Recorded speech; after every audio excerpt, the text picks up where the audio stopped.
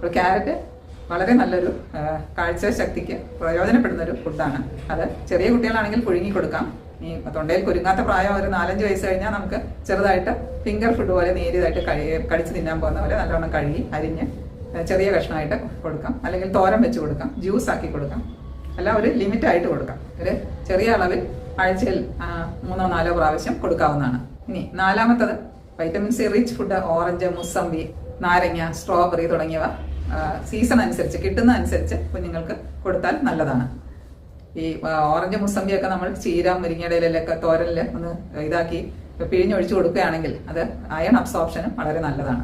പിന്നെ vitamin C ചെല്ലുന്നതുകൊണ്ട് കണ്ണിൽ infection വരാതിരിക്കാനും പ്രതിരോധ ശേഷിക്കും നല്ലതാണ്. ഇനി അഞ്ചാമത്തെയാണ് അണ്ടിപ്പരിപ്പ്, ബദാം.